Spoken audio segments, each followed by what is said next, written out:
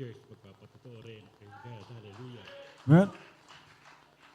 Alam niyo mga minamahal, ang patotoo na to, it was, ano pa to 2000, no, 26 years ago. Tagal na po, no, mga minamahal. Kaya nga po, yung mga patotoo na yan, dahil noon mga konti pa lang ang mga workers, kaya lang yung mga testimony po namin very challenging mga minamahal.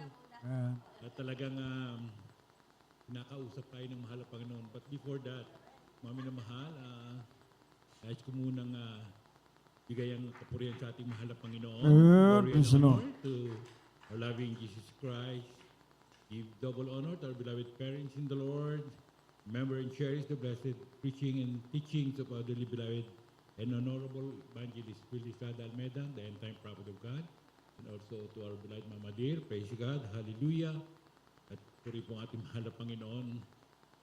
Kanina kasi mga minamahal, naalala ko, sabi ko, meron po ako mga naalala na siguro kailangan ma-recall ko yung mga dati pa namin mga patko. Alam niyo mga minamahal, hindi lang yung ginagawa ng mahal na Panginoon yung mga himala na ating pong nilalaman ng mga patotoo. Meron din tayong tinatawag na patotoo na kung paano natin ina-exercise yung faith natin, mga minamahal. Amen. Praise the Lord. Itong panahon na to, mga minamahal, magkukrusada tayo sa Pilipinas, sa Luneta. Nangusap ang mahal na Panginoon. Kasi that time, mga minamahal, kami po'y dati mga mahilig sumakay sa bus. Papani kami sa bus, mangangaral kami sa bus. Kasabit kami sa jeep, nangangaral kami sa jeep, mga minamahal. At aabutan kami ng pera, pero hindi naman kami kumukuha ng pera, mga minamahal. Yan yung mga time na talagang masasabi natin, grabe ang pananampalataya. Pag-ibig sa gawain ng Diyos. Amen. At that time, mga minamahal, nangusap ang mahal na Panginoon na kasi magkukursada po tayo, parang pumasok sa isip ko, Brother Boy, kumuha ka ng 2 bus. Bus po, bus. Sabi ko, ba't ako kuha ng bus? Libre. Sabi ko, manampalataya ako, mag-fasting kaya ako, sabi ko, mga minamahal. At ng time na yan, mga minamahal, nag-fasting po ako. Sabi ko, mahal na Panginoon, inuutusan mo ba ako, mahal na Panginoon, na kumuha ng bus? Alam niyo, nangyari nung time na yan, mga minamahal, naalala ko yung Metro Manila Transit. At yung Metro Manila Transit na yan, nandiyan pa sa West Avenue, sa North EDSA. Nag-fasting ako, mga minamahal. Sabagay talagang masabi ko, siguro, yung araw na yan, mga minamahal, sabi ko, bawat lakad mo para magkaroon ka ng achievement doon sa plano ng Diyos, kailangan mag-fasting ka. Alam mo, mga minamahal, nagpunta ako ng Metro Manila Transit. Ay, ang daming bus. Ano po ako, mga minamahal. Ang suit ko pa noon, yung pong aking damit na Chinese scholar, di parang ang dating nung suit ko, mga minamahal, parang akala pari ako. Mga minamahal, ito na po mga minamahal. Pagpunta ko po sa security guard, sabi ko, sino ba ang pinakamataas dito? Grabe po mga minamahal. Siyempre, ang ano po natin, kasi ambassador of God tayo, mga minamahal eh. Amen. Praise the Lord. Tayo ng Diyos eh, kaya grabe tayo mag-demand. Sabi ko, sino ba ang pinakamataas dito? Yung manager po, sabi ng security guard. Pwede ko ba siya makausap? Naka-attach case po ako, mga minamahal. Tapos naka-Chinese scholar ako. Tapos sabi, sige po, nandiyan po. Tatawagin po na, saan po kayo? Saan po kayo? Pakisabi mo lang, Jesus Miracle Crusade ako. Eto na po, mga minamahal. Pagdating ko po doon, mga minamahal, lumabas po yung manager, tinanong ako, ano po bang may paglilingkod ko sa inyo? Ganyan. Kasi po, baka pwedeng mabigyan nyo kami ng bus. Sabi ko po, baka pwedeng nyo mabigyan kami ng bus, 2 bus para sa krusada namin. Magkano pera nyo ibabayad? Sabi ganyan. Wala po kami pagbayad eh. Sabi ko, mga minamahal nyo nangusap lang po ang mahal na Panginoon, kausapin daw po namin kayo. Eto na po mga minamahal. Ay, hindi pwede. Sabi ganyan ng manager. Hindi pwede. Alam mo, kahit pare dito, nagbabayad. Na, parang na-disappoint po ako, parang nadi-discourage ako. Palibasa fasting po ako noon, nagkaroon ako ng kalungkutan. Sabi ko, ano ba itong nararamdaman ko? Kasi parang, ang Panginoon po talaga nag-uudyok sa akin, mga minamahal eh. Nakausapin ko, kumuha ko ng 2 bus para sa krusada. Sabi ko, sinyeran ko pa yung manager. Sabi ko doon sa manager, alam niyo po, pag tumulong kayo sa gawain ng mahal na Panginoon, lahat ng sasakay dyan sa bus na yan, na may mga karamdaman, gagaling sa gawain, kayong pagpapalain ng Diyos. Sabi ko po doon sa manager, wala tayong magagawa, kahit pari dito, nagbabayad. Grabe po, mga minawat, parang grabing kalungkutan ko. Lumabas na po ako doon sa terminal ng bus. Paglabas ko sa terminal ng bus, hindi pa rin po ako mapakali. Tinanong ko pa rin yung security guard. Sabi ko, Brad, saan ba yung mas may mataas pa rito? Hinahanap ko talaga yung pinakamataas eh. Yung tinanong ko lang ng mataas, doon lang sa lugar na yun. Manager lang yun doon sa terminal. Nandun po yung 150 bus ng Metro Manila Transit. May minamahal. Ngayon po, mga minamahal, alam niyo sabi sa akin nung gwardiya, meron po, nasa Ortigas. Ano ba yung pupuntahan ko ron? Nandun po building. So, sino yung pinakamataas doon na may hawak dito? Department of Transportation Commission. Department of DOTC na po yun, mga minamahal. Nandun po si Undersecretary. Undersecretary? Punta po ako. Sabi ko, bahala, by faith. Sabi ko po, mga minamahal. By faith, pupunta ako ron. Fasting, mga minamahal. No?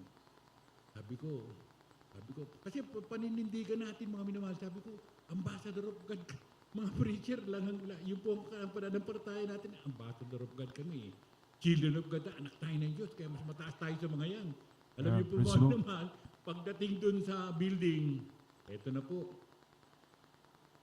Tinanong ko yung gwardiya ron. Sabi ko dun sa gwardiya, ano bang floor dito si Undersecretary ng DOTC? DOTC na ikausap ko, mga minaman. Pagdating ko po doon, mga minaman, mag-aalas 12 na. Naku po, mag-aalas 12 na yun. Sabi ko yan, medyo baka bababa na po yun kasi nakipag-meeting lang yun, hindi po nagtatagal sa opisina yun. Ganun ba? Di yung ginawa ko po, mga minamahal, tumakbo ako sa hagdanan na ako dumaan, nasa 5th floor. Mamadali po ako, fasting pa rin po. Pagdating ko sa 5th floor, mga minamahal, nandoon yung manager, yung undersecretary, nakikipag-usap sa mga tao. Tapos nung nakikipag-usap dun sa mga tao, pababa na rin pala. Tama nga yung sinabi dun ng gwardiya na pagkataas ng mga 12 o'clock, tapos na yung meeting, aalis na yung marami na appointment. Naku, mga minamahal, nasa elevator na. Parang, parang nalulungkot na naman ako. Sabi ko, paano kaya ito? Sabi ko ganyan. Parang nagdududa na ako dun sa pananampalataya ko, mga minamahal. Alam niyo nangyari. Pagbaba, sumakay ng elevator, di nakababa na, mga minamahal. Pagbaba, pumasok ako sa opisina nila. Sabi ko doon sa secretary ron, sabi ko, anong oras? Si undersecretary ba, babalik pa? Ay, naku, sir, hindi na ho. Kasi pagka alas 12 na ho yan, hindi na ho babalik yan. Sabi ganyan, kasi may meeting na ho sa labas yan. Ganun ba? Sabi ko, siyempre, mga minamahal, fasting pa rin eh. Grabe na ang kalungkutan ko. Sabi ko, Panginoon, bala ko nang mag-break dahil yung fast food nandun sa ground floor. Pagbaba ko rin, mga minamahal, gusto ko na mag-break. Sabi ko, hindi muna ako mag-break. Upo muna ako rito. Sabi ko, maghintay muna ako kahit 30 minutes. Ganun po sabi ko, mga minamahal. Alam niyo, ma'am, yung konti, mga minamahal, bumalik yung undersecretary, mga minamahal. Bumalik. Doon sa hagdanan nagdaan. Pagdaan sa hagdanan, sinabayan ko, mga minamahal. Pagdaan ko, sinera ko na. Alam niyo po, pagpapalain kayo ng mahal na Panginoon, tumulong kayo sa gawain ng mahal na Panginoon. Marami pong gagaling yan. Sabi ko, ngayon po na-bless, mga minamahal. Sinishare natin, marami pong gumagaling sa mga bulag, VIP, PBA, lahat po pinagagaling ng mahal na Panginoon. Tapos sabi ko, ano ba kailangan mo? Sana mabigyan nyo kami ng 2 bus. O sige, sabi niya, gumawa ka ng letter. Sabi niya, letter, request. Para sa akin, bigay ko na yung letter sa kanya, mga minamahal. Sabi ko, ang maganda po niyan, kayo po ang magbigay sa amin ng letter, hindi po akong gagawa sa inyo. Di binaliktad ko, mga minamahal. Sabi ko, kayo ang gumawa ng letter. Kasi kayo po yung tutulong eh. para pagpalaki kayo mahal ng Panginoon. O sige, sabi niya. O sabi ko, ito po leaflets namin. Leaflets. Sinulatan niya yung leaflets. Alam niyo po, doon niya sinabi na, in-address niya, alam niyo kung ano niya in-address? Doon po sa manager na Amen. nagsabi na kahit na ang pare dito, nagbabayad. Sinabi po niya gano'n mga minamahal. Nandiyan po ata. Nandiyan na sila Beloved. Beloved Tet. Ngayon po mga minamahal, nangyari po doon, mga minamahal. Ako po, nung nalaman ko na gano'n, sinulatan, bigyan ako ng 2 bus. Pag sakay ko ng bus, mga minamahal, pabalik na ako doon sa terminal. Alam niyo po, mga minamahal, tuwan-tuwa ako. Sabi ko, gano'n ha, sa isip-isip ko. Gano'n ha, sabi mo, pare, dito nagbabayad ha. Hindi naman ako pare kaya hindi ako magbabayad. Hindi ako mag-aarkila. Ito na po, mga minamahal. Pagdating ko po sa terminal, mga minamahal, alam niyo po, praise the Lord po.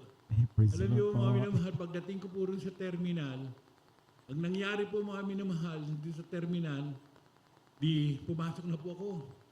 Tapos kinausap ko yung secretary. Sabi ko, secretary, sabi ko, kailangan ko na po yung bus.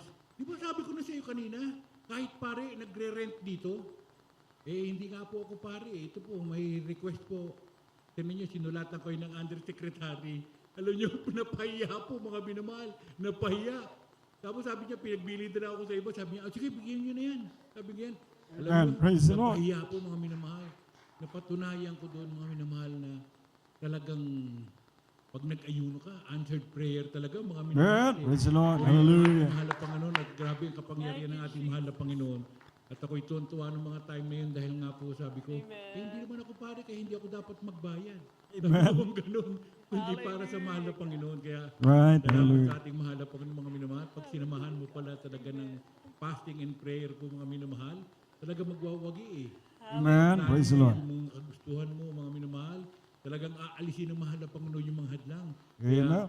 Puri po ang ating mahal na Panginoon. Hallelujah. Praise the Lord. Hallelujah. Lahat ng kapurihan, salamat ay tanging sa ating mahal na Panginoon lamang. Praise God. Hallelujah. At ganoon din po ating pong binabati po ang ating beloved Minister Luke. Praise God. Hallelujah. Beloved Ted. Salamat. Thank you very much. Amen. Hallelujah. At kayo po ay nakarating ng malulhati at mula sa ating mahal na Panginoon dito sa ating banal na gawain. Praise God. Amen. Praise the Lord. God bless po sa ating beloved Lord and preacher, beloved Kuya Boy Garcia, sa kanyang pinagpalang buhay na totoo. Salamat.